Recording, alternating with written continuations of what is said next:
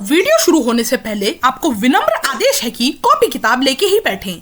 थोड़ा आपको मैथ की दुनिया में लेके चलते हैं और वहाँ तक मैं आपको कुछ मैथमेटिकल लैंग्वेज सिखाऊंगा। 1 2 3 4 5। तो यहाँ आपको क्या बोलना है कि भैया ए का जो ऑब्जेक्ट है ना वो है 1 2 3 4 और 5। कर्ली ब्रैकेट के अंदर जो कॉमा लगा के रहेगा उसको हम ऑब्जेक्ट भी कह सकते हैं, एलिमेंट भी कह सकते हैं और मेंबर ऑफ द सेट भी कह सकते हैं। हाँ भैया 6 तो नहीं है, तुम कितने भी इंटेलिजेंट हो, तुम बहुत इंटेलिजेंट हो, तुम एक बार पढ़ते हो तुमको चीज़ें याद हो जाती है, नहीं तुम दिन भर सोए हुए रहते हो, तुम पढ़ते ही नहीं हो। आज हम लोग क्लास 11th का चैप्टर फर्स्ट करने जा रहे हैं और ये लेक्चर इस पूरे चैप्टर का लेक्चर बना। तो आज के इस लेक्चर में हम लोग डिस्कस करेंगे सेट्स क्या होता है, हम लोग समझने की कोशिश करेंगे आखिरकार ये सेट कौन सी बल्ला है, ठीक है। उसके बाद हम लोग समझेंगे symbol to represent the set, यानी अलग अलग तरह के सेट को अलग अलग तरह के सिंबल से हम रिप्रेजेंट करते हैं, इसको हम लोग समझेंगे बहुत ही डिटेल में। उसके बाद हम लोग समझेंगे ways to represent the sets, यानी सेट को रिप्रेजेंट करने का, सेट को दिखाने का भी अलग अलग तरीका होता है, जिसमें बेसिकली हम लोग रोस्टर फॉर्म और सेट बिल्डर फॉर्म के थ्रू रिप्रेजेंट करेंगे। तो इस तरीके से हमारा ये पूरा लेक्चर चलने वाला है। तो बिना टाइम वेस्ट किए हम लोग आगे की ओर चलते हैं और सबसे पहले हम लोग समझेंगे सेट्स क्या होता है। देखो, सेट पढ़ने से पहले आपको कलेक्शन पता होना चाहिए। अच्छा, यदि आप यहां तक लेक्चर को देख रहे हो तो आपसे हम्बल रिक्वेस्ट है कि आप पेन और पेपर लेकर बैठिए। चलिए ठीक है, आइए देखते हैं। तो कलेक्शन समझेंगे। सबसे पहले कलेक्शन समझना बहुत जरूरी है। अभी तक मुझे शायद इतना तो मैं अज्यूम कर सकता हूं कि कलेक्शन का मतलब आपको पता होगा, यानी ग्रुप ऑफ ऑब्जेक्ट्स। कलेक्शन का मतलब क्या हुआ? ऑब्जेक्ट्स का एक साथ आ जाना, ग्रुप ऑफ ऑब्जेक्ट्स। जैसे मेरे पास ये फोन है, ठीक है, ये फोन है और ये पेन है, दोनों को मैं एक साथ ले आऊं, ये फोन और ये पेन, तो ये अभी कलेक्शन है पेन और फोन का, ठीक है। तो मेरे अकॉर्डिंग चीजें आपको समझ में आ रही होगी। समझेंगे सेट क्या होता है। देखो, सेट क्या बोलता है? Well defined objects, well defined objects, यानी जो कलेक्शन रहेगा, कलेक्शन में जो भी ऑब्जेक्ट रहेगा वो वेल डिफाइंड होगा, यानी जो भी ऑब्जेक्ट कलेक्शन के अंदर रहेगा सारे ऑब्जेक्ट्स के बीच में कोई ना कोई सिमिलैरिटी रहेगी, ठीक है, जो कि आपको क्वेश्चन में दिया रहेगा। चलो आओ देखते हैं क्या बोल रहा है। The collection of well defined objects, ठीक है, इज नोन एज सेट। ये चीज समझ में आ रही है। अच्छा, ऑब्जेक्ट्स में कुछ भी हो सकता है। ऑब्जेक्ट्स में मैं भी हो सकता हूं, आप भी हो सकते हैं, ये पेन भी हो सकता है, बुक्स भी हो सकते हैं, कुछ भी हो सकता है ऑब्जेक्ट्स में, ठीक है। 1 2 3 4 भी हो सकता है ऑब्जेक्ट में, एनीथिंग, ठीक है। तो जैसे मेरा जो एडिटर है वो बड़ा ही मतलब फनी और काफी इंटेलिजेंट बच्चा है, तो उसने ऑब्जेक्ट्स के अंदर क्या क्या डाल दिया है। वो बोल रहा है कि देखो ईटा, पत्थर, रेत, बजरी सब हो जाएगा, यानी कहने का मतलब है ऑब्जेक्ट के अंदर कुछ भी डाल सकते हैं हम, ठीक है। एक चीज आपको ध्यान रखने वाली बात है कि यदि आपको कोई भी सेट को रिप्रेजेंट करना हो तो उसको हमेशा इंग्लिश के कैपिटल अल्फाबेट से करते हैं। जैसे मान लो कि हमें कोई सेट रिप्रेजेंट करना हो तो उसको हमेशा या तो ए से करेंगे या तो बी से करेंगे, सी डी ई जो भी करेंगे कैपिटल अल्फाबेट होगा, इस बात को ध्यान रखना है, ठीक है। तो मान लेते हैं कि ए बराबर हमारे पास एक सेट है। जैसे मान लेते हैं, ये मैं सेट का एग्जांपल दे रहा हूं, ठीक है, आपको चीज़ समझ में आ रही होगी यहां तक। अच्छा, यहां जो भी मैं पढ़ा रहा हूं इसके लिए आप आर डी शर्मा या आर एस अग्रवाल और एनसीईआरटी तो हैं ही, इन बुक्स को आप बना सकते हैं। सारे क्वेश्चन बन जाएंगे यहां से पढ़ने के बाद, क्योंकि मैं बहुत ही क्लैरिटी से, बहुत ही डीपली जाके सारे कॉन्सेप्ट को समझाने वाला हूं, ठीक है। चलिए, जैसे मान लो कि हमारे पास एक सेट है ए बराबर, तो इसको ऐसे लिखेंगे, ठीक है। तो जब भी सेट लिखेंगे तो सेट को ऐसे लिखेंगे कैपिटल से, ठीक है, और इसके बराबर कर्ली ब्रैकेट लिखेंगे, और कर्ली ब्रैकेट के बाद इस सेट ए में जो भी ऑब्जेक्ट्स रहेगा, जैसे मान लो इस सेट ए में है 1 2 3 4 5, ये है, यानी ये जो सेट ए है इसमें इतने ऑब्जेक्ट हैं। कौन कौन ऑब्जेक्ट है भाई? 1 2 3 4 5। अभी मैंने आपको बताया ऑब्जेक्ट कुछ भी हो सकता है, ठीक है। चलो, तो जो भी ऑब्जेक्ट्स को हमने लिखा है ये करली ब्रैकेट के अंदर है। तो ये बात हमेशा ध्यान रखने वाला है कि जब भी हम सेट को लिखेंगे वो कैपिटल लेटर से रिप्रेजेंट होगा और उसके सारे ऑब्जेक्ट करली ब्रैकेट के अंदर होंगे कॉमा लगाकर। ठीक है, जैसे देखो एक, इसके बाद कॉमा लगा दिया, फिर 2, फिर कॉमा लगा दिया, फिर 3 कॉमा लगा दिया, इस तरीके से सेट होता है। ठीक है, चलिए बिना टाइम वेस्ट हम लोग थोड़ा और एक बड़ा ही थोड़ा आपको मैथ की दुनिया में लेके चलते हैं और वहां से मैं आपको कुछ मैथमेटिकल लैंग्वेज सिखाऊंगा। चलिए आइए देखते हैं क्या बोल रहा है। Concept of belongs to and does not belongs to. जैसे कि मान लो कि मेरे पास एक सेट है ए, ठीक है, और ए बराबर मैंने लिख दिया 1 2 3 और 4 और चलो 5 लिख देते हैं। ठीक है, तो यहां आपको क्या बोलना है कि भैया ए का जो ऑब्जेक्ट है ना वो है 1 2 3 4 और 5। ठीक है, यानी जो ये सारे हैं ये सारे ऑब्जेक्ट्स हैं। ये क्या है बाबू? ऑब्जेक्ट्स। और आपको एक चीज और ध्यान रखना है, ऑब्जेक्ट्स को ही सेट का एलिमेंट भी कहते हैं। ठीक है, यानी ये जो 1 2 3 4 5 है ये ऑब्जेक्ट है, इसी ऑब्जेक्ट को हम सेट भी एलिमेंट भी कह सकते हैं। तो इसको हम एलिमेंट भी कह सकते हैं, एलिमेंट्स ऑफ द सेट। ठीक है, एलिमेंट्स कह सकते हैं या तो फिर हम इसको मेंबर्स ऑफ द सेट भी कह सकते हैं, यानी मेंबर्स ऑफ द सेट। ठीक है, यानी करली ब्रैकेट के अंदर जो कॉमा लगा के रहेगा उसको हम ऑब्जेक्ट भी कह सकते हैं, एलिमेंट भी कह सकते हैं और मेंबर ऑफ द सेट भी कह सकते हैं। तो इस तरीके से आपको ये चीजें ध्यान रखनी है, क्योंकि देखो अलग अलग तरह के क्वेश्चन करोगे अलग अलग लिख के आएगा। कहीं ऑब्जेक्ट लिख देगा, कहीं एलिमेंट लिख देगा, कहीं मेंबर लिख देगा, फिर तुम बोलोगे भैया ये तो आपने बताया नहीं था। ठीक है, चलो तो मेरे अकॉर्डिंग चीजें आपको समझ में आ रही होगी। तो यानी 1 2 3 4 5 जो भी है इसको या तो आप ऑब्जेक्ट बोल लो, या तो एलिमेंट बोल लो, या तो मेंबर्स बोल लो। ठीक है, अब जाहिर सी बात है यदि तुम गौर से देखो तो ये जो 1 है इसको हम ऐसे भी तो लिख सकते हैं 1 बिलोंग्स टू ए, यानी 1 ए में है, इसको ऐसे भी तो लिख सकते हैं। ठीक है, 2 बिलोंग्स टू ए, इसको ऐसे भी तो लिख सकते हैं 2 बिलोंग्स टू ए। ठीक है, ये समझ में आ रही है। और यहां जो हमने लिखा है 1 बिलोंग्स टू ए, इसको मैं ऐसे भी लिख सकता हूं, इसको मैं लिख सकता हूं, ये इंप्लाइज दैट का साइन है। ठीक है, 1 बिलोंग्स टू ए, यानी ये जो सिंबल अभी हमने दिया ऐसे करके, ऐसे इस सिंबल को पढ़ा जाता है बिलोंग्स टू। इसको क्या पढ़ा जाता है बाबू? Belongs to. देखो मैथ की अपनी एक सिंबल होती है। ठीक है, बहुत सारी चीजें अब जब आप हायर क्लासेज में आ चुके हो, ठीक है, तो यहां से बहुत सारी चीजें हम लोग सीखेंगे, बहुत सारा सिंबल लाएंगे, बहुत सारी चीजें करेंगे। ठीक है, चलिए तो जो सिंबल है इसको पढ़ा जाता है बिलोंग्स टू। यहां भी इसको ऐसे लिख सकते हैं 2 बिलोंग्स टू ए। मेरे अकॉर्डिंग चीजें आपको समझ में आ रही होगी। ठीक है, अच्छा मैं बोलता हूं क्या 6 जो है 6 इस सेट में है? भैया 6 तो नहीं है। जब 6 नहीं है तो उसको क्या लिखेंगे? 6 डज नॉट बिलोंग्स टू ए। क्या लिखेंगे? 6 डज नॉट बिलोंग्स टू ए।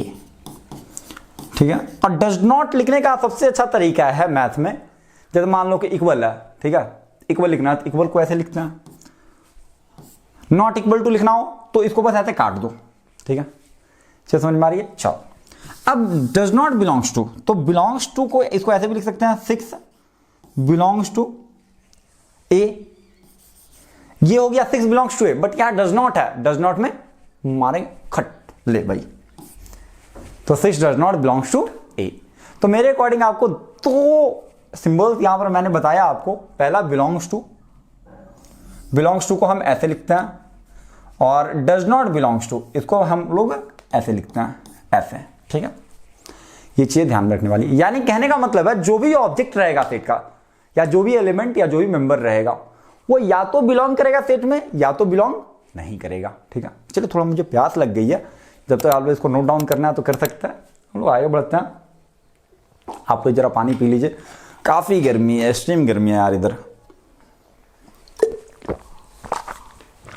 मैं क्लास 11 12 प्लस 7 8 9 भी पढ़ाऊंगा, और मैं हायर क्लासेज को भी पढ़ाऊंगा, क्योंकि मैं खुद हायर स्टडीज का बड़ा फैन हूं मैथ में।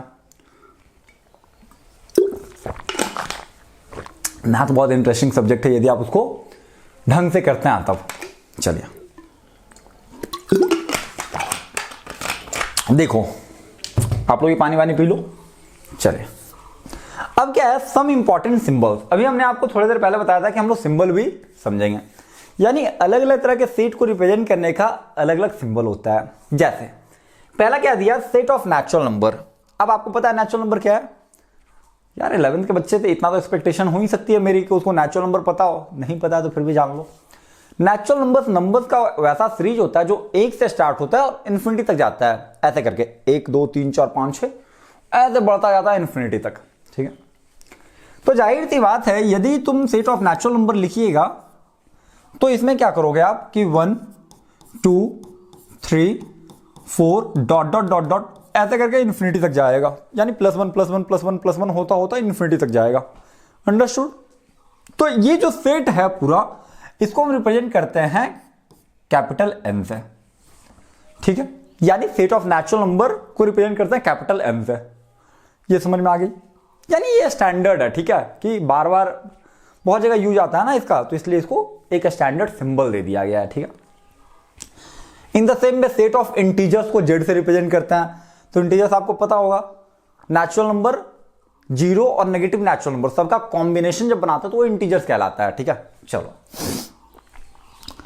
तो इंटीजर्स में क्या हो जाएगा बाबू, इंटीजर्स में हो जाएगा जेड से रिप्रेजेंट करेंगे इसको, और इंटीजर्स होता है यहां 0 और यहां 1 2 3 डॉट डॉट से प्लस इन्फिनिटी तक जाएगा। कहां तक जाएगा, या प्लस लिखने की जरूरत नहीं है, बस इन्फिनिटी लिख दो।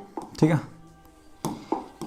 तो ये जाएगा इन्फिनिटी तक। इधर इन द सेम पे -1 -2 और ऐसे बढ़ता बढ़ता बढ़ता बढ़ता माइनस इन्फिनिटी तक जाएगा। ठीक है, तो ये जेड हो गया, सेट ऑफ इंटीजर्स। तो इंटीजर्स को हमेशा जेड से रिप्रेजेंट करता है, कैपिटल जेड, ध्यान रखना। ठीक है, कई बार कई बुक में ऐसे करके दे देगा, ये भी इंटीजर ही रिप्रेजेंट कर रहा है। कई बार बुक में डार्क करके दे देगा ऐसे। ठीक है, ये भी इंटीजर ही है, चीज समझने की वाली है बस, और कुछ नहीं है। चलो यदि तुम गौर से देखो तो इंटीजर भी 2 तरह का होता है, एक पॉजिटिव और दूसरा नेगेटिव। जरा देखो तुम इसमें, देखो 0 और 0 से बाद जो भी है, देखो हमेशा याद रखना नंबर लाइन में जो भी राइट में रहेगा वो लेफ्ट वाले से बड़ा होगा। ठीक है, यानी ये वाला जो है, ये वाला पोर्शन पॉजिटिव है, तो इसको बोलेंगे पॉजिटिव इंटीजर्स। क्या बोलेंगे बच्चों, पॉजिटिव इंटीजर्स। ठीक है, और पॉजिटिव इंटीजर को रिप्रेजेंट किया आता है जेड प्लस से, ऐसे देखो, ऐसा जेड प्लस। ठीक है, यानी जेड प्लस बराबर क्या हो जाएगा भाई, 0 1 2 ऐसे डॉट डॉट करके प्लस इन्फिनिटी तक। ठीक है, 3 भी लिख दो, 4 भी लिख दो, ऐसे करके। अब 0 के इधर देखो, इधर नेगेटिव है सारा, यानी माइनस साइन है, तो उसको बोलेंगे नेगेटिव इंटीजर्स। यानी ये वाला पोर्शन जो है बाबू, ये है आपका नेगेटिव इंटीजर्स। और इसको रिप्रेजेंट करते हैं जेड माइनस। नॉर्मल सा चीज है यार, ये तो पता ही होगा आपको, यानी जेड माइनस। ठीक है, और जेड माइनस बराबर क्या होगा, ये तुम गौर से देखो तो इसको थोड़ा अरेंज कर देता है। अच्छा, एक चीज और ध्यान रखना कि सेट के अंदर एलिमेंट्स को हम किसी भी ऑर्डर में रख सकते हैं, कोई जरूरी नहीं है। यानी कहने का मतलब है सेट में कैसे भी तुम रख लो, 1 2 3 रख लो सेट के अंदर एलिमेंट को, 3 2 1 रख लो, चलो समझ में आएगा अच्छे से। चलो तो यहां मैं क्या रख सकता हूं, 0 -1 -2 -3 और डॉट डॉट माइनस इन्फिनिटी तक जाएगा ये। ठीक है, और इसको रिप्रेजेंट करेंगे जेड माइनस से। तो हमने समझ लिया कि 2 सिंबल्स का यूज हमने बहुत ही अच्छे से समझ लिया। चलो, सेट ऑफ रियल नंबर को हमेशा ध्यान रखना, बहुत जगह आर आएगा। ठीक है, कैपिटल आर रहेगा, बहुत जगह लिखा रहेगा। ठीक है, और बेसिकली जो भी हम पढ़ने वाले हैं क्लास 11 12 में, वो सेट ऑफ रियल नंबर के ऊपर ही पढ़ने वाले हैं, और कुछ नहीं पढ़ना हम लोग को, only set of real number. ठीक है, तो सेट ऑफ रियल नंबर को आर से रिप्रेजेंट करते हैं, कई बुक में ऐसे रिप्रेजेंट करते हैं डबल लाइन करके। ठीक है, कई बुक में बोल्ड करके रिप्रेजेंट करता है इस तरीके से। तो ये एक अलग अलग चीज है। ठीक है, बस सिंबल है, रिप्रेजेंट है। तुम ए को भी ए से भी रिप्रेजेंट करते हो, सेट ऑफ रियल नंबर को कर सकते हो चाहो तो। चलो, उसके बाद है कॉम्प्लेक्स नंबर।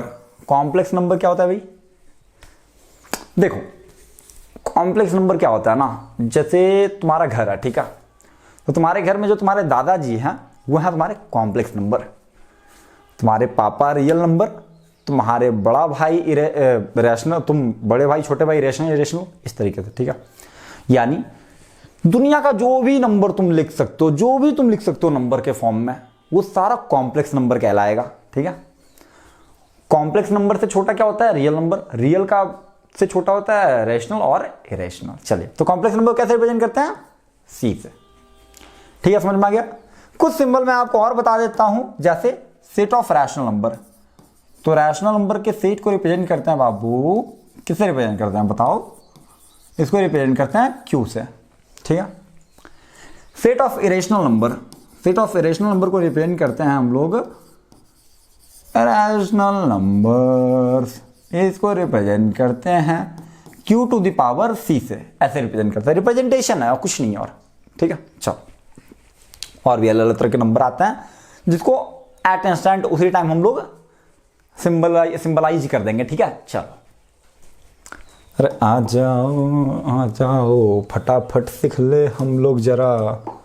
देखो, अब देखो कुछ क्वेश्चन है। देखो, मेरा जो यहां पढ़ाने का तरीका है, जो जैसे मैं पढ़ा रहा हूं, ये सारी रेफरेंस जो है मैं एक पर्टिकुलर बुक को फॉलो करके पढ़ा रहा हूं, ठीक है। यदि आप उन बुक्स को करिएगा, जैसे बेसिकली आर.डी. शर्मा ही है, उस बुक को मैं फॉलो कर रहा हूं, उसके अकॉर्डिंग मैं लेक्चर को इस तरीके से डिजाइन कर रहा हूं कि बच्चों को बिल्कुल दिक्कत ना हो, ठीक है। हाँ, ये जरूर होगा कि मेरे जो प्लेलिस्ट रहेगा या कोर्स में जो भी रहेगा, उसमें लेक्चर्स का नंबर ज्यादा हो सकता है, बट बहुत ही क्लैरिटी, बहुत ही डीप में मैं समझाने वाला हूं, ठीक है, कि क्योंकि बच्चों को समझ में आना चाहिए, ठीक है। आज के टाइम पे कोई नहीं पढ़ा रहा है इस तरीके से, जिस तरीके से मैं पढ़ाने की कोशिश कर रहा हूं, ठीक है। और मैं पढ़ाऊंगा भी पूरे अच्छे से, बिल्कुल प्रॉमिस है ये कि मैं क्लास 11-12 से लेकर हायर स्टडी तक मैं जाऊंगा, क्योंकि हायर स्टडी में मैथमेटिक्स टीचर की बहुत कमी है, बहुत कमी है। एक टीचर तुमको नहीं मिलेगा पढ़ाने वाला, ठीक है। चलिए, प्याज पानी गर्मी बहुत है यार यहाँ, जब मैं उत्तराखंड में रह रहा हूं इवन। चलो, कुछ क्वेश्चन करते हैं। क्या बोल रहा है? Which of the following collections are set. अब बताना है भाई कि ये कलेक्शन सेट है कि नहीं। तो सेट का मतलब क्या? वेल डिफाइंड, यानी जो कलेक्शन रहेगा वो वेल डिफाइंड होना चाहिए, ठीक है। चलो, पहला क्या है? A collection of all natural number less than 50, यानी नेचुरल नंबर का कलेक्शन है जो कि 50 से कम है। जाहिर सी बात है, पता है भाई, तो ये क्या हो जाएगा? नेचुरल नंबर जो 50 से कम है, तो उसमें क्या क्या हो जाएगा? 49, 48, 47, 46, 45 और dot dot dot dot dot dot dot करके 5, 4, 3, 2, 1 तक जाएगा, ठीक है भाई। ये तो वेल डिफाइंड है ही, यानी ये हमारा एक सेट है। जो भी वेल डिफाइंड होगा सेट हो जाएगा, क्योंकि यहां वेल डिफाइंड है। नेचुरल नंबर लेस देन 50, यानी वैसा नेचुरल नंबर जो 50 से कम हो, तो वैसा नेचुरल नंबर यही है। तो हाँ भाई, ठीक है, ये वेल डिफाइंड है, कलेक्शन सेट हो जाएगा। आ जाओ यार, इसको सेट लिख देते हैं जरा फटाफट। ये सेट है, ठीक है। चलो, the collection of hockey players in India. हाँ ठीक है भाई, ये भी सेट है कि इंडिया में जितने भी हॉकी प्लेयर्स हैं, कहीं भी, चाहे वो गली का हॉकी खेल रहा हो, मैदान का हॉकी खेल रहा हो, इंटरनेशनल हॉकी खेल रहा हो, डोमेस्टिक हॉकी खेल रहा हो, उससे मतलब नहीं है। जो भी हॉकी खेलता है उसका ग्रुप, ठीक है भाई, ये भी एक सेट है, ठीक है। यानी इसमें जो भी बच्चे आ गए, जो भी हॉकी खेलता है, सब जो भी प्लेयर है हॉकी खेलता है, सारे इसमें आ गए। तो हाँ भाई, ठीक है, वेल डिफाइंड है कि उस सेट के अंदर वैसे लोग हैं, वैसे मेंबर्स हैं, वैसे ऑब्जेक्ट्स हैं जो हॉकी खेलते हैं, ठीक है भाई। आई क्या? The collection of novels written by Munshi Premchand, ये भी सेट है, यानी कि नॉवेल्स का कलेक्शन है जो कि मुंशी प्रेमचंद के द्वारा ही लिखा गया है बस, ठीक है। तो ऑफ कोर्स, यानी वैसा सारा नॉवेल जो मुंशी प्रेमचंद लिखे हैं उसका कलेक्शन है, तो ऑफ कोर्स ये भी सेट है, यानी वेल डिफाइंड है ना। कलेक्शन है किसका? वैसे नॉवेल्स का जो मुंशी प्रेमचंद द्वारा लिखा गया है, ठीक है भाई। The collection of toppers of your class. अब बताओ तुम्हारे क्लास के टॉपर का कलेक्शन क्या क्या है? तुम बोलोगे हाँ सर, मेरे क्लास में तो रोहन टॉपर है और अक्षिता टॉपर है मेरे क्लास में। बट भाई, यहां जो टॉपर की क्राइटेरिया है ना, वो वेल डिफाइंड नहीं है। हो सकता है कि मैं टॉपर उसको बोलूं जो बहुत अच्छा डांस करता हो सकता है कि तुम्हारे हिंदी वाले टीचर टॉपर उसको बोले जो हिंदी में सबसे ज्यादा नंबर लाता हो सकता है कि तुम्हारे मैथ वाले टीचर टॉपर उसको बोले जो मैथ में सबसे ज्यादा नंबर लाता हो सकता है कि हम टॉपर उसको बोले जो कि एवरेज बच्चा हो। यानी कहने का मतलब है ये जो टॉपर है ना, topper is not well defined. ठीक है, तुम किसको टॉपर बोलोगे भाई? हो सकता है क्लास में एक ही बच्चा हो, तो तुम उसको टॉपर बोलोगे कि लूजर बोलोगे? पता ही नहीं है। ठीक है, तो topper is not a well defined, तो hence the collection of toppers of your class not a set. इन बातों को जरा ध्यान रखना है आपको और बहुत ही क्लैरिटी से आपको चीजें समझते जानी है। तो चलिए हम लोग कुछ क्वेश्चन कर लिए। यदि आप याद है पढ़ रहे हो ना, तो आपको डेफिनेटली आर डी शर्मा या आर ए सरवाल या फिर एनसीईआरटी पे कोई दिक्कत नहीं होगा। ठीक है, चलो बाकी जो दिक्कत होगा कमेंट में आके बोल देना। चलो अब हम लोग कुछ क्वेश्चन को और करेंगे और जो भी अभी तक हमने सीखा है थ्योरेटिकली उसको हम लोग मैथमेटिकली क्वेश्चंस के ऊपर अप्लाई करेंगे। ठीक है, तो आइए देखते हैं क्या बोलता है। इफ ए बराबर इतना ही सेट, ए बराबर 1 2 3 4 5 6 7 8 9 10 एक सेट है। ठीक है, बोल रहा है then insert the appropriate symbol of belongs to का सिंबल ये होता है and does not belongs to का सिंबल ये होता है। ठीक है, चलो तो यही हमें इसमें इंसर्ट करना है। तो देखो यहां जो भी बिलोंग्स टू लगाएंगे उसमें वो जो भी एलिमेंट रहेगा वो सेट के अंदर होना चाहिए। ठीक है, तो हम पहले सेट लिख लेते हैं। तो ए बराबर हमारे पास सेट क्या है बाबू? 1 2 3 4 5 6 7 8 9 10। अच्छा, इस बात को बहुत ही अच्छे से ध्यान रखिएगा कि सेट के ऑब्जेक्ट हमेशा करली ब्रैकेट के अंदर रहते हैं। ठीक है, ये बहुत ही ध्यान देने वाली बात है। आप सेट के ऑब्जेक्ट को इसके अंदर नहीं रख सकते या इसके अंदर नहीं रख सकते। ठीक है, इस बात को ध्यान रखिएगा, हमेशा वो करली ब्रैकेट के अंदर रहेगा। चलो देखो ए बराबर हमारे पास सेट है, तो बिलोंग्स टू हम वैसे एलिमेंट के साथ लगाएंगे जो कि सेट ए में प्रेजेंट हो, और डज नॉट बिलोंग्स टू वैसे के साथ लगाएंगे जो सेट ए में प्रेजेंट ना हो। चलो फाई, देखो फाई इसमें है, कहीं भी फाई आपको दिख रहा है? ये इसको पढ़ा जाता है फाई। दिस इज यहां का लेटर नहीं है ये, ठीक है, बट ये अल्फाबेट ही है, ग्रीक का अल्फाबेट है ये। ठीक है, इसको पढ़ा जाता है फाई। तो देखो फाई कहीं है इसमें? भैया फाई तो नहीं दिख रहा। तो भाई फाई नहीं दिख रहा तो phi does not belongs to a. ठीक है भाई, तो इसमें क्या हो जाएगा? Phi does not belongs to a. ठीक है भाई, क्लैरिटी है आपको? चलो फिर क्वेश्चन 2 क्या है भाई? -2। देखो -2 है इसमें, -2 है। अरे भाई नहीं दिख रहा भाई, आपको दिख रहा है क्या? दिख रहा है जिसकी आंखों में चश्मा लगा पड़ा है ऐसे करके, वो कमेंट में बताएगा कि हाँ भाई -2 हमको दिख रहा है। जाहिर बात है, आप -2 नहीं है तो -2 does not belongs to a. ठीक है भाई, देखो 0 है, -2 डज नॉट, इसका आंसर क्या होगा भाई?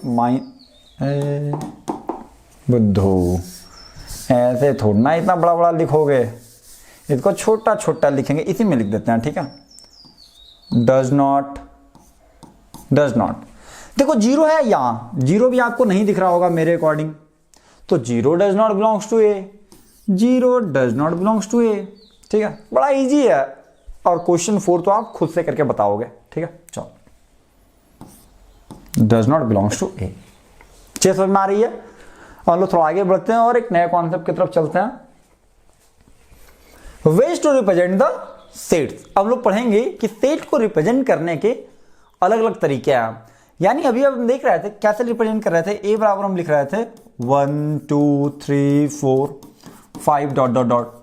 सेट ऑफ नेचुरल नंबर में n बराबर लिख रहे थे 1 2 3 4 5 डॉट डॉट डॉट। अब बोलोगे चलो कोई बात नहीं।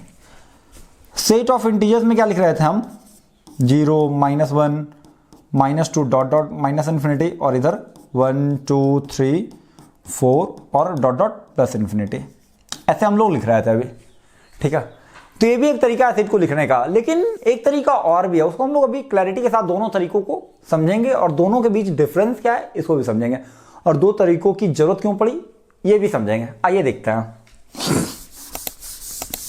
अच्छा, आप लोग से एक हम्बल रिक्वेस्ट है कि आप लोग हमेशा क्वेश्चंस बुक से कीजिए। ठीक है, किसी भी कोचिंग क्लासेज, किसी भी टीचर के बहकावे में मत रहिए।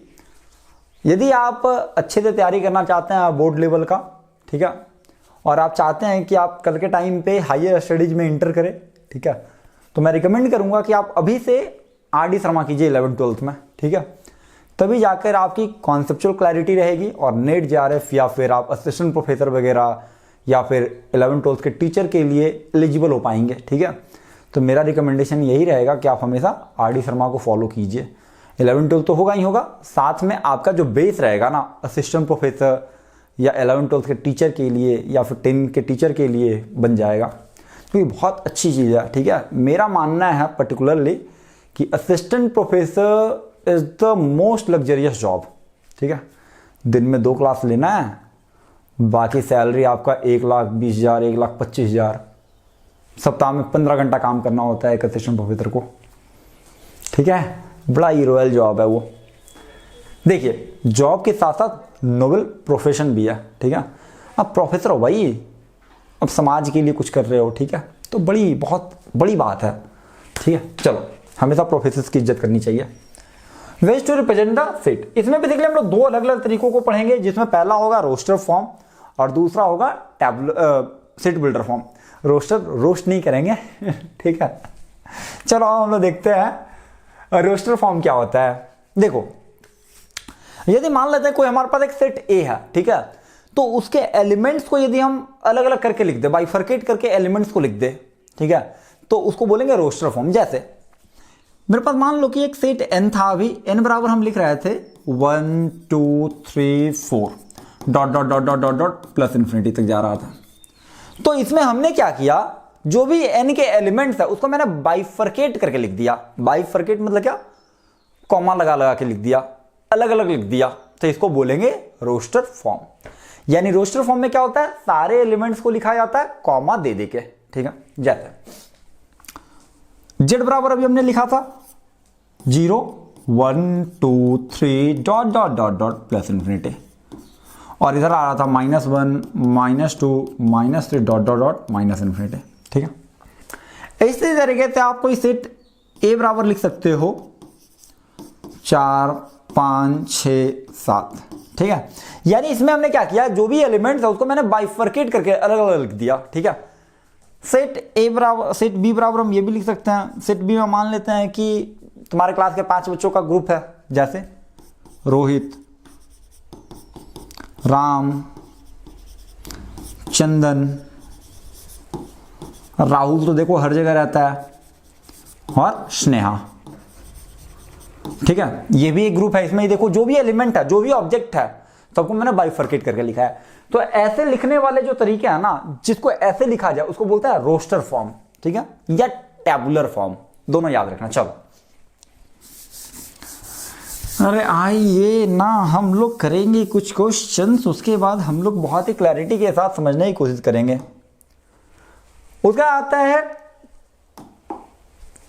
Set builder form. Set builder form का मतलब क्या होता है भाई, कि जो भी एलिमेंट है, ठीक है, या जो भी ऑब्जेक्ट है, उसको लैंग्वेज के फॉर्म में लिख देना। ठीक है, किस फॉर्म में लिख देना, लैंग्वेज के फॉर्म में। आओ देखते हैं। अभी हम क्या देख रहे थे कि n बराबर हमारे पास एक सेट था, जो कि था 1 2 3 4 dot dot dot dot plus infinity. जरा तुम इसको ऐसे भी तो लिख सकते हो, ये जो n है इसको तुम ऐसे भी तो लिख सकते हो।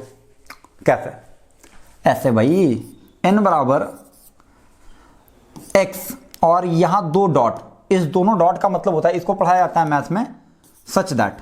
क्या पढ़ाया जाता है बाबू, सच दैट। और सच दैट को कई बार मैथमेटिकल लैंग्वेज में st लिखते हैं, शॉर्ट फॉर्म में st, सच दैट। ठीक है, तो कहीं भी st लिखा रहा है, सच दैट समझना है। ऐसा 2 कोलोन बना रहे, इसको भी सच दैट समझना है। ठीक है, चलो। अदरवाइज कई बार ये सच दैट को, इस वाले सच दैट को ऐसे भी लिख देता है। ठीक है, जैसे x और ऐसे डंडा दे देगा, तो इसका मतलब भी सच दैट है। ठीक है, चलो। तो इस केस में क्या है कि x सच दैट, अच्छा इसको तुम कैसे लिख सकते हो, इसके जितने भी एलिमेंट है ना, सबको हमने x बोल दिया है।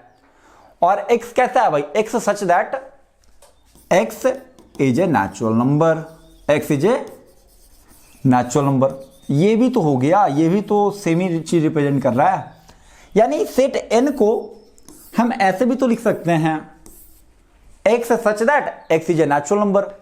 यानी ये जो n है उसमें x एलिमेंट है, कितना एलिमेंट है, कौन कौन सा एलिमेंट है, x एलिमेंट है, और x क्या है, x नेचुरल नंबर्स हैं। तो जाहिर सी बात है यार, x या तो 1 होगा, 2 होगा, 3 होगा, 4 होगा, 5 6 7 8 यही होगा, सेम होगा। तो कहने का मतलब है ये जो हमने लिखा लैंग्वेज के फॉर्म में, this is called set builder form. इसको बोलते हैं बाबू सेट बिल्डर फॉर्म। और ऊपर जो है उसको बोलेंगे रोस्टर फॉर्म, और इसको बोलेंगे हम लोग रोस्टर फॉर्म। तो चीजें शायद आपको थोड़ी सी क्लैरिफाई हुई होगी। कुछ क्वेश्चन करेंगे तो बहुत ही क्लैरिटी के साथ आपको चीजें समझ में आएगी। चलिए कुछ क्वेश्चन करते हैं, आइए। देखो, describe the following sets in roster form. बोल रहा है कि जो भी सेट्स के एलिमेंट, अच्छा एक चीज और ध्यान रखना, सेट में जो भी एलिमेंट होगा उसको कैसे भी लिख सकते हैं, बिना ऑर्डर का लिख सकते हैं, कोई दिक्कत नहीं है, ठीक है। और इसके साथ साथ एक ही ऑब्जेक्ट या एक ही एलिमेंट को हम सेट में 2 बार नहीं लिखेंगे, इस बात का बिल्कुल ध्यान रखना, ठीक है। जैसे मान लो कि सेट में हम 1,1 नहीं लिखेंगे, गलत है ये। 2 एक है तो एक ही लिखो, ठीक है। क्या है, क्योंकि एक ही ऑब्जेक्ट है ना भाई, एक ही है, ठीक है। जैसे मान लो 2 3 4 5 5, तो 2 बार 5 लिखने की जरूरत नहीं है, एक ही बार 5 लिखो। इस बात का बाकायदा ध्यान रखना है, यानी एक ऑब्जेक्ट सेट के अंदर रिपीट नहीं होगा, ठीक है। चलो, अरे देखो ना क्या बोल रहा है, describe the following sets in roster form. आप भी खुद से बनाने की कोशिश कीजिए, ठीक है। पेन पेपर इसलिए लेकर बैठना है, और यहां जो क्वेश्चन करवा रहे हो वो तो करना ही करना है। इसके साथ साथ आर डी शर्मा के एग्जाम्पल्स इंक्लूडिंग क्वेश्चन, और एनसीईआरटी तो अंडरस्टूड है, क्योंकि आर डी शर्मा आप जब करोगे ना उसमें बहुत सारे क्वेश्चन थे एनसीईआरटी के, सारे क्वेश्चन है एनसीईआरटी के ऑलमोस्ट, ठीक है। एनसीईआरटी प्लस एग्जाम्पलर, ठीक है, सारे क्वेश्चन है उसका। क्या बोल रहा है, the set of all letters in word mathematics, this is the name of my channel, ठीक है। मेरा चैनल नहीं, आवर्स चैनल, हमारा चैनल, ठीक है। मेरा, आपका और सबका मिला के है, ठीक है। देखो क्या बोल रहा था, एक ऐसा सेट लिखो रोस्टर फॉर्म में जिसमें मैथमेटिक्स का सारा वर्ड आ जाए। तो इसको हम, पहला का आंसर मैं लिख रहा हूं, ठीक है। रोस्टर फॉर्म में लिखना है तो मान लेते हैं ए, ठीक है। तो इसके जो भी सेट है ना, ये जो मैथमेटिक्स वर्ड का जो भी सेट है उसको मैंने मान लिया ए। तो ए बराबर क्या हो सकता है भाई, ये वाला सारा इसका वर्ड आ जाएगा, मतलब इसका जो भी इसमें वर्ड है वो सारा आ जाएगा, जो भी लेटर है मैथमेटिक्स का वो सारा आ जाएगा। तो देखते हैं मैथमेटिक्स में कौन कौन लेटर है। एम है पहले, क्या है, तो यानी यहां हो गया एम, कॉमा ए है तो ए, कॉमा टी, कॉमा। अब बोलोगे सर आप तो एलिमेंट को भी कैपिटल में लिख रहे हो। नहीं भाई, एलिमेंट को एज इट इज में लिख रहा हूं, ठीक है। यदि मानेंगे हम, यदि मान लो कि लेट करते हैं, लेट ए बराबर एलिमेंट में है ABC, तो यहां ABC स्मॉल में लिखा जाएगा, एलिमेंट को हमेशा स्मॉल लेटर में लिखा जाता है। लेकिन यहां एलिमेंट जो है ना वो कैपिटल में ही दिया हुआ है, जो ऑब्जेक्ट है वो कैपिटल में ही है, उसको हम एज इट इज लिख देंगे, इसमें छेड़छाड़ नहीं करेंगे खुद से, ठीक है। चलो, तो टी है, टी के बाद भाई एच है, एच के बाद ई है, ई के बाद एम है। तो एम देखो हमने ऑलरेडी लिख रखा है, तो एम को हम दोबारा नहीं लिखेंगे। उसके बाद ए है, ए भी देखो हमने पहले ऑलरेडी लिख रखा है, तो ए को दोबारा नहीं लिखेंगे। फिर है एन, एन के बाद है आई, आई के बाद है टी, बट टी हमने ऑलरेडी लिख रखा है, तो टी को हम दोबारा नहीं लिखेंगे। टी के बाद है आई, आई को हमने लिख रखा है। आई के बाद है ई, ई को भी हमने लिख रखा है। उसके बाद एफ, तो एफ। तो ये आंसर हो गया, यानी the set of all letters in word mathematics का ये आंसर हो गया। ए बराबर हमने सेट माना, ए में ये आ जाएगा, ठीक है। इसको आप सफल करके भी लिख सकते हैं, आपकी मर्जी है, यानी ए को पहले लिख दो, एम को बाद में लिख दो, फिर THENIS, ठीक है, कॉमा देके। तो यही है, शायद चीज आपको समझ में आ रही होगी। आओ कुछ क्वेश्चन और करते हैं। अरे देखो, the set of all natural numbers less than 7, natural number का वैसा सेट जो कि 7 से छोटा हो। तो बहुत इजी है भाई, इसमें मान लो कि b बराबर मान लो, तो इसको कैसे लिख सकते हो, नेचुरल नंबर जो 7 से छोटा हो, तो 7 से छोटा 6 होगा, 6 5 4 3 2 1, यही होगा। इसको आप सफल करके ऐसे भी लिख सकते हो, यानी b बराबर 1 2 3 4 5 6, ये भी सेम है, ठीक है। तो चीज समझ में आ रही होगी आपको, यानी सेट के एलिमेंट को हम सफल करके लिख सकते हैं। चलो, the set of squares of integers, इसको आप खुद से करना, कमेंट में बताना, ठीक है। और इसको मैं अगले लेक्चर में डिस्कस भी करूंगा। जो क्वेश्चन यहां छूट जाते हैं, छूट नहीं जाते, मैंने आपको होमवर्क दिया है, ठीक है। चलो, हम लोग पढ़ेंगे कुछ कॉन्सेप्ट क्लैरिफाइंग क्वेश्चन, जिनको हम लोग और डिस्कस करेंगे। अभी सेट बिल्डर फॉर्म से रिलेटेड क्वेश्चन पढ़ेंगे, ठीक है।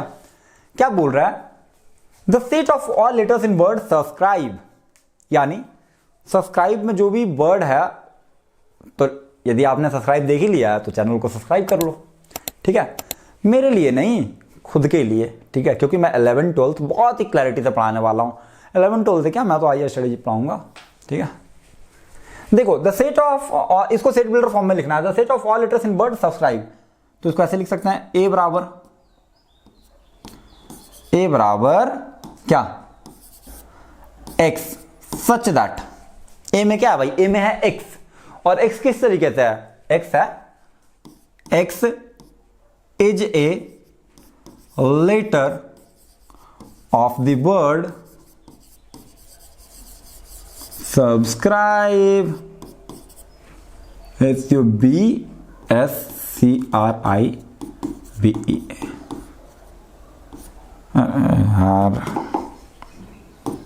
सब्सक्राइब, ठीक है। देखो, ए में क्या है भाई, क्या बोल रहा है, सेट बिल्डर फॉर्म में लिखना है, तो ए में क्या है, ए में है एक्स, और एक्स क्या है भाई, एक्स सब्सक्राइब का लेटर है, ठीक है। अच्छा, इसी चीज को हम रोस्टर फॉर्म में कैसे लिखेंगे, इसी चीज को हम मान लेते हैं रोस्टर फॉर्म में लिखेंगे। ये तो है हमारा बाबू, ये जो लिखा हमने, ये है सेट बिल्डर फॉर्म, क्या है, सेट बिल्डर फॉर्म, ठीक है, मकान बनाने वाला बिल्डर नहीं, ठीक है। अब इसको रोस्टर फॉर्म में कैसे लिखेंगे, देखो, इसी चीज को हम रोस्टर फॉर्म में ही लिख सकते हैं। अरे रोस्टर फॉर्म में क्या होगा भाई, रोस्टर फॉर्म ऐसे कर लो, ठीक है। तो ए बराबर हो जाएगा आपका, ए बराबर हो जाएगा सब्सक्राइब का जो वर्ड है, ठीक है। तो सब्सक्राइब में क्या है, एस है, फिर है यू है, बी है, फिर एस है, तो एस को दोबारा नहीं लिखेंगे क्योंकि एस को हमने ऑलरेडी लिख रखा है।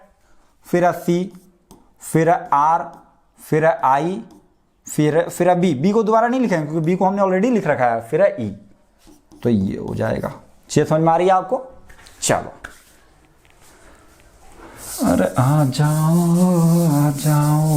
देखो देखो देखो क्या है, देखो देखो क्या है, दो क्या है, the set of all odd numbers, तो इसमें लिख सकते हैं, दूसरा का आंसर लिख रहे हैं, ए बराबर x such that, the set of all odd numbers बोल रहा है, ठीक है। तो x such that x is not divisible by 2, क्योंकि ऑड नंबर तो यही होता है, डिविजिबल बाई 2,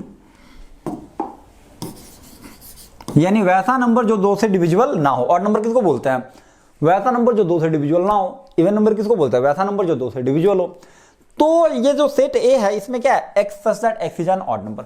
तो सेट बिल्डर फॉर्म में हमेशा ऐसा लिखा जाता है, ये एक्स, फिर सच दैट, और एक्स का प्रॉपर्टी बता दो बस, और इसी को बोलते हैं राइटिंग इन लैंग्वेज। लैंग्वेज के फॉर्म में हमने लिख दिया, ठीक है। चलो, तो हम लोग आगे बढ़ते हैं अब, और कुछ क्वेश्चन तो और करते हैं। Describe the following sets in roster form, again बोल रहा है इसको रोस्टर फॉर्म में लिखने के लिए, यानी अब देखो यहां कन्वर्जन है, ठीक है, सेट बिल्डर फॉर्म से रोस्टर फॉर्म, ठीक है। चलो देखते हैं क्या बोल रहा है, x is A positive integer and A divisor of 9, तो इसमें हम ए बराबर लिख सकते हैं, देखो क्या बोल रहा है, एक्स, और एक्स ऐसे है जो कि पॉजिटिव इंटीजर है, ठीक है, और 9 का डिवाइजर है, यानी 9 को डिवाइड कर रहा है। तो बताओ 9 को कौन कौन डिवाइड कर रहा है पॉजिटिव में, 0 डिवाइड कर रहा है 9 को, कर रहा है ना, हाँ भाई, मारेंगे एक लपड़। 9/0 इन्फिनिटी होता है, या अनडिफाइंड बोलते हैं इसको, क्या बोलते हैं, अनडिफाइंड होता है ये, यानी डिनोमिनेटर में 0 ये जैसे ही होगा तो हम कुछ बोल नहीं सकते कि इसका आंसर क्या होगा, इसको बोलते हैं अनडिफाइंड, ठीक है। कुछ भी रहे ऊपर, नीचे 0 रहेगा, अनडिफाइंड हो जाएगा वो, उसको हम डिफाइन नहीं कर सकते हैं, ठीक है। चलो, तो 0 नहीं होगा इसमें, क्या क्या होगा, पॉजिटिव इंटीजर जो 9 को डिवाइड कर रहा है 1, ठीक है भाई, 1 तो 9 को डिवाइड कर रहा है, 9/1 दैट इज 1। डिवाइड करने का मतलब है कि जब डिवाइड करे तो एक पॉजिटिव इंटीजर निकल के आ जाए, ठीक है। 2 9 को डिवाइड नहीं कर रहा, 3 डिवाइड कर रहा है, 4 5 6 7 8 9, यानी ये जो नंबर है ना यही 9 को डिवाइड कर रहा है, तो रोस्टर फॉर्म में इसी को लिख दो 1,3,9, यही तो बोल रहा है x such that x is a positive integer and divisor of 9। तो भाई पॉजिटिव इंटीजर यही है और यही 9 को डिवाइड कर रहा है, तो रोस्टर फॉर्म में यही लिख देंगे डायरेक्ट। चीज समझ में आ रही है? चलो उसके बाद क्या बोल रहा है, x is a prime factor of 49, तो इसमें क्या लिख देंगे भाई a बराबर। अब बताओ फैक्टर का मतलब होता है कि जैसे 49 का फैक्टर का मतलब हुआ जो 49 को डिवाइड कर रहा है, और प्राइम फैक्टर बोल रहा है तो प्राइम नंबर होना चाहिए। प्राइम नंबर क्या होता है भाई? वैसा नंबर जो 1 और खुद से डिविजिबल हो। ठीक है, जैसे देखते हैं 49 का प्राइम फैक्टर क्या क्या हो सकता है। पहले फैक्टर देख लेते हैं, 1 होगा, 2 3 4 5 6 7 होगा, उसके बाद फिर डायरेक्ट आपका कितना हो जाएगा, 7 के बाद डायरेक्ट मेरे अकॉर्डिंग 49 ही होगा, और भी कुछ होगा नहीं। तो इसका प्राइम फैक्टर क्या है? प्राइम फैक्टर तो बस 7 ही है, क्योंकि 7 ही एक प्राइम नंबर है, तो बस हो गया भाई a बराबर 7। तो मेरे अकॉर्डिंग चीजें आपको समझ में आ रही होगी। तो अब हम लोग कुछ क्वेश्चंस और लेंगे और उसके बाद अपने कॉन्सेप्ट को और क्लैरिफाई करेंगे, इसलिए इसका नाम है कॉन्सेप्ट क्लैरिफाइंग क्वेश्चंस। ठीक है, मेरा जो एडिटर है बड़ा मतलब बहुत अच्छा बच्चा है, वो मेरा बच्चा ही है, मतलब इन द सेंस कि उसको मैं पढ़ाता हूँ, वो क्लास 11th में पढ़ता है, अभी क्लास 10th में वो पूरा पौड़ी डिस्ट्रिक्ट टॉप किया है। ठीक है, तो अभी 11th में पढ़ता है और वो मेरे लिए एडिटिंग भी करता है, पीपीटी भी डिजाइन करता है और खुद भी पढ़ता है मेरे पास। ठीक है, चलिए क्या बोल रहा है, describe the set in set builder form. ये जो सेट लिखा हुआ है रोस्टर फॉर्म में, इसको हमको सेट बिल्डर फॉर्म के फॉर्म में लिखना है। तो पहले लिख लेते हैं क्या है भाई, मान लेते हैं लेट कर लेते हैं, लेट ए बराबर ए मान लेते हैं, इस पूरे सेट को क्या मान लेता हूं मैं, ए बराबर क्या है जरा देखना गौर से, 1/2, 2/3, 3/4, 4/5, 5/6, 6/7, 7/8, 8/9, 9/10। इसको हमें लिखना है सेट बिल्डर फॉर्म में, यानी लैंग्वेज के फॉर्म में लिखना है। तो कैसे करेंगे आओ देखते हैं। देखो इसको मैं लिख सकता हूं, देखो भाई देखो, पहले सबसे पहला काम क्या होता है, एक्स सच दैट। ले भाई एक्स सच दैट को हम ऐसे भी लिख सकते हैं, ठीक है, ऐसे भी लिख सकते हैं सच दैट को, समझ में आ रही है, या तो फिर हम सच दैट को डबल डॉट से भी लिख सकते हैं। बुक में अलग अलग तरीके से लिखा रहेगा, इसको घबराना नहीं है, बिल्कुल मैं पढ़ा रहा हूं ना, घबराना नहीं है ठीक है। तो एक्स प्लस दैट, एक्स बराबर क्या है, जब तुम गौर से देखो तो एक्स बराबर है तुम्हारे पास, एक्स बराबर है n/n+1। शांत शांत शांत, समझ में आएगा, यहीं रहो, भागना नहीं है अभी, यहीं रहो, समझ में आएगा, थोड़ा 2 मिनट टाइम दो। x बराबर n/n+1 where n belongs to natural number and n less than 10। ठीक है, क्या बोल रहा है कि a बराबर जो है ना यही है, इसको जरा तुम गौर से खुद से सोचो एक बार कि x है, x बराबर है n/n+1, यानी n/n+1 है, x बराबर मैंने मान लिया, और n क्या है भाई, n नेचुरल नंबर है जो कि 10 से छोटा है। तो 10 से छोटा नेचुरल नंबर क्या क्या होता है, 1 2 3 4 5 6 7 8 9, यानी 1 से लेकर 9 तक ही होता है। वही तो बोल रहा है, क्या है, x बराबर n/n+1। ये तुम गौर से देखो, ये तुम एक बार n की वैल्यू 1 रखो, तो n की वैल्यू 1 रखोगे तो क्या होगा भाई, n की वैल्यू ये तुम 1 रखोगे, जरा तुम खुद से सोचो एक बार, n 10 से छोटा है, यानी n की जो वैल्यू होगी या तो 1 होगी, 2 होगी, 3 होगी, 4 होगी, 5 6 7 8 9 10 तक होगी। ठीक है, देखो यदि n की वैल्यू मैं 1 रखता हूं, तो n की वैल्यू 1 रखेंगे तो क्या होगा, 1/1+1 यानी 1/2, यानी 1/2 इसका मेंबर होगा। n की वैल्यू यदि मैं 2 रखता हूं तो 2/2+1 दैट इज 2/3। अरे सोचो, 3 रखूंगा 3/3+4, 4 रखूंगा 4/5, 5 रखूंगा 5/6, 6 रखूंगा 6/7, 7 रखूंगा 7/8, 8 रखूंगा 8/9, क्योंकि नीचे में +1 है, 9 रखूंगा 9/10। यानी यदि मैं n की वैल्यू 1 से लेकर 9 तक रखूं तो ये सारा आ जाएगा। तो यही तो बोल रहा है, इसी को तो बोल रहा था रोस्टर फॉर्म में कन्वर्ट करना है। चीज समझ में आ गई। यानी रोस्टर फॉर्म में जब भी कन्वर्ट करना रहेगा तो आप कैसे लिखोगे, x सच दैट, और x की एक क्राइटेरिया डिफाइन कर दो कि हाँ भाई देखो x क्या है, x बराबर n/n+1 है, जहां n जो है नेचुरल नंबर का एलिमेंट है, यानी n नेचुरल नंबर से बिलोंग कर रहा है, ठीक है, यानी नेचुरल नंबर है, और वो n नेचुरल नंबर के साथ साथ क्या है, 10 से छोटा है, यानी 1 2 3 4 5 6 7 8 9 तक है, ठीक है। तो ऐसे करके हमने इसको रिप्रेजेंट कर लिया। ये है हमारा रोस्टर फॉर्म में, ये है तुम्हारा आंसर, और ये मैंने आपको समझाने के लिए किया था। तो मेरे अकॉर्डिंग चीज आपको समझ में आई होगी। चलो एक लास्ट स्लाइड पे चलते हैं, और बहुत ही अच्छा कूट है। इसमें क्या लिखा हुआ है, देखो मैं हार्ड वर्क और मेहनत का बहुत बड़ा सपोर्टर हूँ। मैं वैसे बच्चों का, मेरा दुश्मन भी हो ना, यदि वो मेहनत करता हो ना, मैं उसकी भी इज्जत करता हूँ, बहुत इज्जत करता हूँ। तो मेरे लिए सबसे बड़ी चीज़, सबसे इंपॉर्टेंट कुछ है तो है hard work. I always respect the person who does hard work, ठीक है। तुम हार्ड वर्क नहीं कर रहे हो ना, तुम कितना भी इंटेलिजेंट रहो, तुम्हारी इंटेलिजेंसी ना यहीं की यहीं रखी रह जाएगी, ठीक है। ना तुम कभी नासा में साइंटिस्ट बन सकते हो, ना तुम कभी इसरो में साइंटिस्ट बन सकते हो। तो हार्ड वर्क करोगे ना तो जो तुम्हारी इंटेलिजेंस है ना वो निखर के बाहर आएगी, ठीक है। देखो क्या बोलता है, मेहनत से ही सफलता मिलती है। ऑफ कोर्स तुम कितने भी इंटेलिजेंट हो, तुम बहुत इंटेलिजेंट हो, तुम एक बार पढ़ते हो तुमको चीज़ें याद हो जाती है, नहीं तुम दिन भर सोए हुए रहते हो, तुम पढ़ते ही नहीं हो। तो तुम्हारी मेहनत बहुत काम करेगी। मेहनत से ही सफलता मिलती है, और हर मुश्किल को जीतने के लिए काम करते रहो। दुनिया का जो भी काम है, ठीक है, जो भी तुम अचीव करना चाहते हो, मैं ऐसा बिल्कुल नहीं बोलूंगा कि you can means you do. मैं ऐसा कभी नहीं कहूंगा कि तुम कर सकते हो इसका मतलब तुम करो, नहीं। तुम वही करो जो तुमको करना हो, ठीक है, जो तुम्हारा गोल हो, जो तुम्हारा पर्सनल गोल हो, ठीक है, जो तुम सच में करना चाहते हो, और उसमें डूब जाओ बिल्कुल करते करते, ठीक है। तो वही बोल रहा है कि कोई भी, जो भी तुम अचीव करना चाहते हो ना, कुछ भी, जब तुमको मन है, कोई सोचा होगा कि चांद पे चले जाएगा लोग, कोई नहीं सोचा होगा, लेकिन लोग चांद पे गया ना, लोग मार्स पे गया ना, एलन मस्क जैसा आदमी मार्स को कॉलोनाइज करने का सोच रहा है ना, हाँ। तो कहने का मतलब हर मुश्किल को जीता जा सकता है, ठीक है। तो वही बोल रहा है, मेहनत से ही सफलता मिलती है, हर मुश्किल को जीतने के लिए काम करते रहो, बस कंसिस्टेंसी के साथ काम करते रहो। तो इस तरीके से आप लोग पढ़ते रहिए, और बहुत ही धन्यवाद आपका यदि आप यहाँ तक लेक्चर को देख रहे हैं तो।